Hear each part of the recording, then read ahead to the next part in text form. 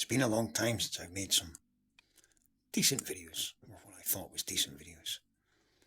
So with these current things that's undergoing in the world, I thought it was maybe time just to put some videos up on YouTube and share some thoughts and help people come to some sort of new awareness, shall we say? I watch my words because there's power in every word. So, first thought I wanted to share, if you guys want to bring more viewers to the channel, it might be worth it, because I'm going to give you a good video with deep conversations as we build towards what I'm about to share. So first of all, some of you have asked me a question many times over the decades: why people know things that others don't. And it's not about others going out and reading book.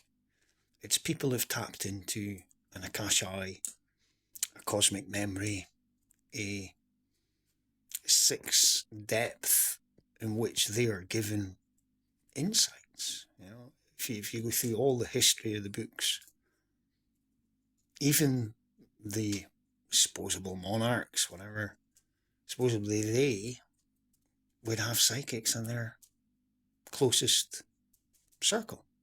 So I mean, extrasensory perception is not something that's new. And I suppose if you go back through the cosmic history of it all, you might even find that man himself was more psychic then than he's ever been now. And of course, many others, the guy that made Theosophy and Anthroposophy, look them up, he said the same thing. He says, and I'll quote the device that's actually making the biggest difference in your life, all of our lives, that he said. He says, now that the radio has been invented, man will never be as psychic as he once was. So thank you, radar, thank you, radio, thank you, waves. Really interesting. And of course that taps into our current times, the eighth sphere, this new spider thing that encompasses everyone's lives. I'm sure you're figuring out what that is.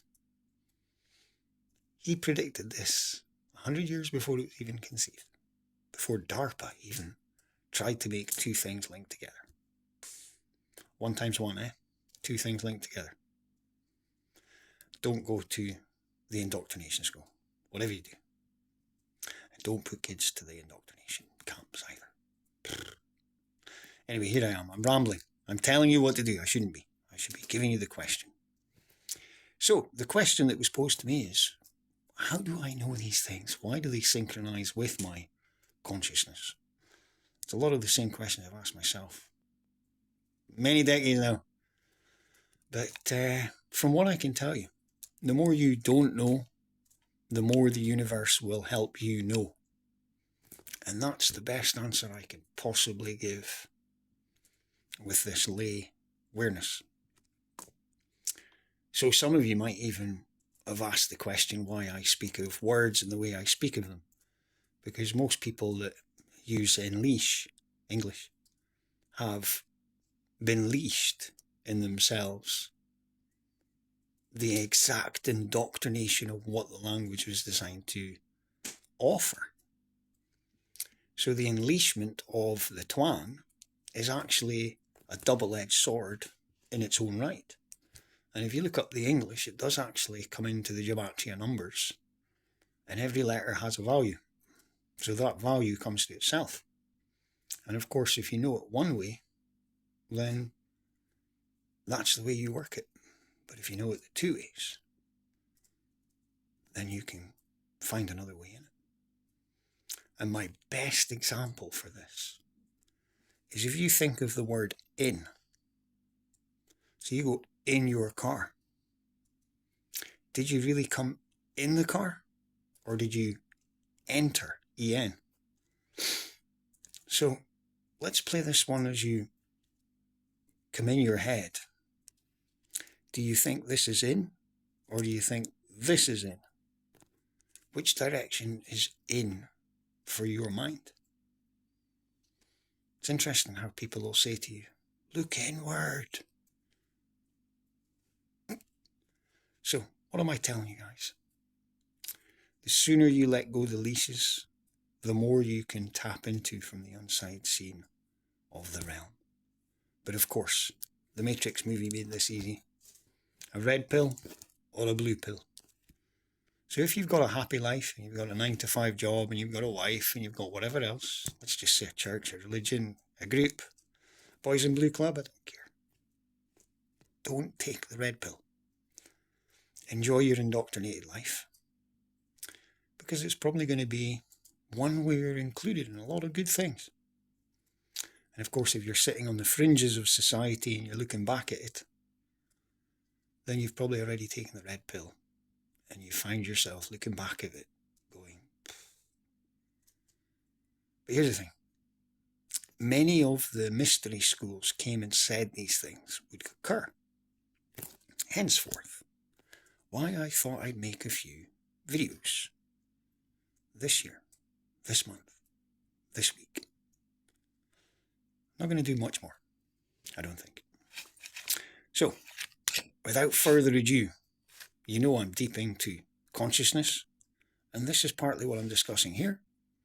And I'm going to lead this video on to many others, which is going to show you an awareness of the mystery schools and what they're doing right now. So without further ado, let's take a cosmic memory and we'll answer the question of why some know and some don't and some yet. So, consciousness itself. If you are conscious, then this would be an awareness, right? So, to be conscious of something would be it's known, as in you've became aware of it. So does this mean that you, me, consciously, take something and now we know it? Or does this just become a point where it's like made manifest? These are the questions which go deep into every aspect of the reality. And I guess many scientists have even been asking these questions. And just think of the word scientists. So you have scientists which are always trying to discover. Isn't that what science is? And you have scientards which have already concluded something off of a theory. So if it was a theory, is it awareness or is it a guess? I like the guy Einstein's quote, and he was asked once about Nikola Tesla, and Einstein replies, he says he's a genius. So what did Einstein think of himself? And you know, many of his stuff, he was just a patent administrator. So a lot of his theories and a lot of his stuff came because of the documentation that was passing his awareness. Which really, really brings us down the road of the double helix experiment, or as some others know, the two-slit experiment. So this experiment itself is where they shine a particle light through a slit and they get a result. Well, they keep repeating this to the point where one guy goes away. So there's nobody watching the experiment, but they expect a result. So when they come back, they didn't get the result they expected. So this shows them that their awareness is required for the manifestation. I hope that's a penny. I hope that's a gem. Because right there, the experiment needs your awareness for it to deliver the result they expected. I'm just going to pause for you guys. Distractions. They're always good. Moving on. Awareness. So, This experiment showed those that were in the lab that they needed to attend the experiment to get the result they wanted. And I'm just trying to skim these things. You can go and do research. The key in life is to question the question, because every question has a new question. It's not about an answer. It's about a question, because you learn. So they discovered that what everybody was teaching in the ancient scripts, a point of a particle, an experiment, needed somebody to witness it. So just think about all that. You get the Hadron Collider, you get the laser, you get gases, but they need someone to see it to get the result they want. Do you see the attachment? Do you see where they're thatching this into their results that they want? So cosmology and these things, these experiments, they've long been known before the advent of the eighth sphere, the encompassing Armanic moment that you're witnessing in your reality. So everything that they were assuming from the wisdoms known in thousands of years has led them to the point where they've now got this funky device, and then they tell you all to buy it and put it in your house.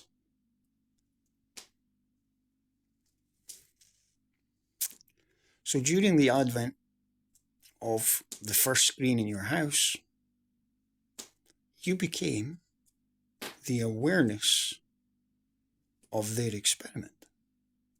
You're watching the particles that they are choosing to put in your awareness. What's these changes? What are these impacts to you? And then, of course, let's just play the whole scenario out. If they've played this experiment into the screens of your mind, they're giving you something in your awareness, and you happily go for it every day, how easy are you changing your reality? And are you changing your reality, or are you helping them with their realities? I hope this inspires some of you.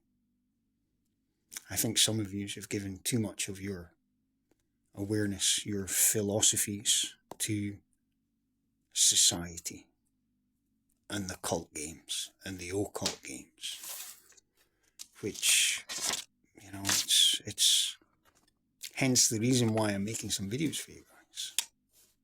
So without pointing too much fingers at this cult, that cult, this group, the boys in blue, whatever you want to call them, let's just talk about the game that's being played. So there's some mystery school that's out there, and they want to play the game of awareness, the consciousness. They know how to play it. They've probably read it and figured it all out long before technologies which are designed to manipulate awarenesses were in existence. And this is why the realm of what you see is actually being played the way they want and not the way you want. It's not about the unseen hand, because it is all just love. The creation from the source was made by love, of love, for love. So whether you think there's good and bad, that's a man-made perception of a moment. Much of these things have been said by many long before I came.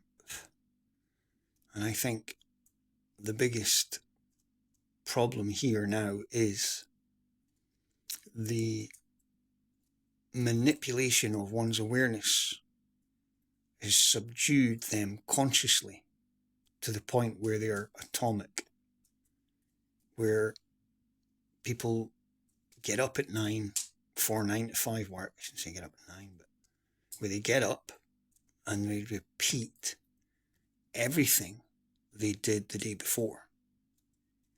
May it be to thrive in their life, but ultimately it thrives in the greater scheme of things. Take, for example, the current affairs that's happening around the world.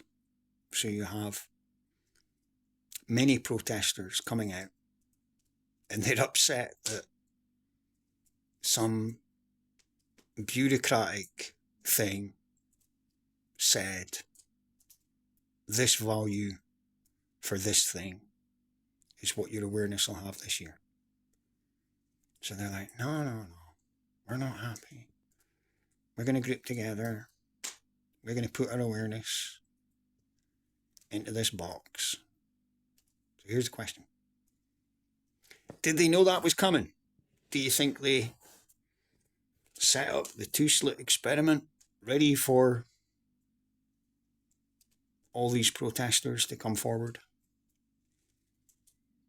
Do you think protesting is the same as making the problem in the first place? Or do you think making the problem in the first place was so that they could get the protesters and alter something else? Now here's the thing, guys. You have a few mystery school cults, occults, who have managed to find controls which help many others become under their experiments. What you need to do at individual levels is do your own awarenesses, your own experiments, and discover your own two-slit experiment or double helix experiment. And at this point, you'll change the world, because it starts with you, not them, not their devices. You can use them, doesn't matter. But the key is in your self-awareness. So where you make things your reality, others will see the same. And that's your experiment at an individual level. So, why have I tapped into this and rambled on a bit about this? If you read the book Cosmic Memory, or if you take the time to delve into some of the older scripts, and some of this is buried down, I think it's even shown in one of the Egyptian temples as well. I'm pretty sure the tablets. I mean, whoever ciphers it in the language. But anyway, the cosmic story. Some speak about it like the cosmic egg. Some of it speaks of it like the swan that laid the egg.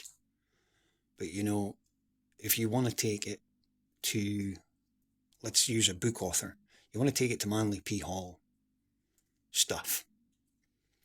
So in there, it says Abraxas, the first being, became aware consciously. It didn't see anything, didn't need to see anything. I mean, you can close your eyes and you know that you're conscious, right? So when you close your eyes, you can hear your own mind thought, you can hear voice, you can interact. So there's your proof that I am Abraxas. I am in Abraxas. Or in whatever label you want to use.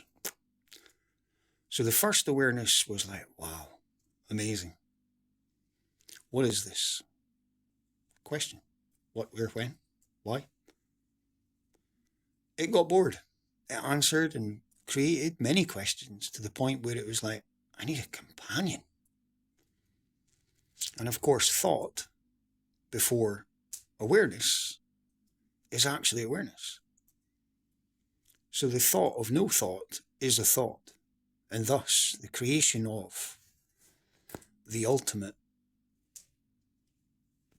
partner was created. So this is now formed, thought to form. So the new being, the female, could be androgynous, who cares? We're not picking on any details, fathom. We're skimming the story. It becomes aware. And it becomes aware of so much its mighty power that it considers the thought of a child. But it didn't go to, and I use the name of Abraxas for yourselves, for this discussion. It didn't ask Abraxas. It didn't want to. It just thought, if I made a child, what would the child do? What would it be? You know, there's so many questions of, could I create? And all these things. And, well, before you know it, it was created. Apologies, I paused the video, and just for yourselves. It was because one of those horrible mechanical tins with the spinny things flew over the head. Like more man-made, horrible noise by mechanics. More horrible vibration and sound in our existence. Anyway, that's my part, but moving back to you guys. So this Sophia birthed a child without Abraxas. So now, and I think Sheka or Sheham is the name of this child. So the thing that she created, all of a sudden, didn't even accept that something created it. It refused to accept the awareness that someone was watching the experiment in order for the particle to form. So it got to work very quickly. It claimed it was God. It claimed it was the one. Wow. Just ponder that thought of a being that was created so powerful that it thought it was the one. Do you think the righteous Abraxas or the righteous ineffable one would go this way and think that it would be above all thought, and thus a thought was formed in it? Or do you think the thought was formed out of it? Well, this was the debate that was created by this Shekim, this, whatever the word is for this new label of baby. Well, this baby was like away making everything, and he made so much mess. He made 365 beings that would serve him. And those 365 beings, and I'm skimming a story for you, you can look at this up for yourself. So this 365 beings decided to make a man. And of course, 365 beings, from that first being, they were set in a wheel of motion, a wheel of rule, a pyramid, a form, an eye. So, they created the man. Now, of course, Sophia, she's all broke apart. She's basically found a dark cloud to hide herself in because she is distraught, absolutely heartbroken to find out what this child is doing, creating. And she repents and she prays and she knows that there's one above, because the one that created her, for her reasons that she was created, she knows. But her child that she conceived had no thought to what conceived him. Eventually, this gets to the point where the being Sophia repents and repents and repents, and she prays, and she comes to the thought of regret, and she comes to the thought where she doesn't want these problems anymore, and she doesn't want to see it, and her energy becomes so dim to the point of darkness, and she hides herself in a cloud that no one can ever see her again, because she's so heartbroken to have witnessed what she had witnessed in the experiment that she saw. She repents and repents and repents. And these 365 beings decide to mend a man, build a being. They build a being, and there's nothing. There's no life. It's made, but it doesn't live. It's androgynous. It's dumb. It's useless. And of course, Abraxas, he says to Sophia, breathe your life in the man. Give the man your life. Give the man the essence. The beautiful breath. And of course, some of this is in many scriptures, and I'm sure you can find it if you want to find it. It's all up to you. Who cares? So basically, drum roll, the man exists. And of course, the man is in the world with all these 365 demons and this hierarchy of beings are doing what they want to do. And this is why our plane, don't call it a planet, Earth is a substance. This plane of realm of existence is the way it is. And if you walk around any part of it, you'll find that you can always dig down and find another civilization that was once there.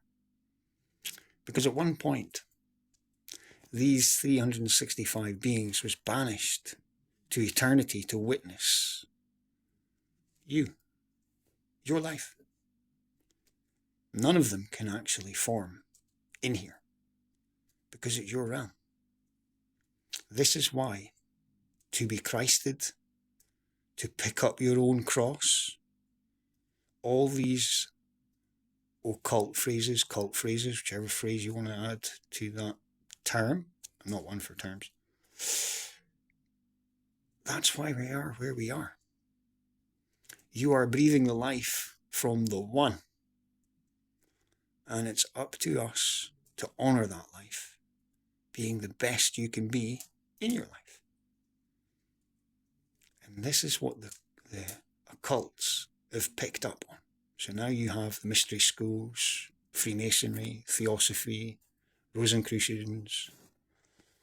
All of them have picked up pieces of scrolls, texts and stuff like this, and they've looked for the gems long before probably you were born. And then of course they've handed it down to their children, to their children's children, and their children's children's. And this is why at school they do not go, but you do. And at your school you learn 1 + 1 is 2, and 1 × 1 is 1. But they don't go to those schools. They learn the truth. So here we are, we're in this cosmic moment where it's your choice to grow your full awareness, or it's your choice to follow what's put on you. So, you know, there's parts in the Bible that says, pick up the full armour of God, pick up your shield, do these things. They're all for good reasons. And they are reasons of which they know and you don't. It's all over to you guys. I'm going to try and make a few more videos like this. And if this video is useful, share it. Get some likes. Bring some more subs to the channel. You know, I've got a lot more subs on BitChute than I do YouTube.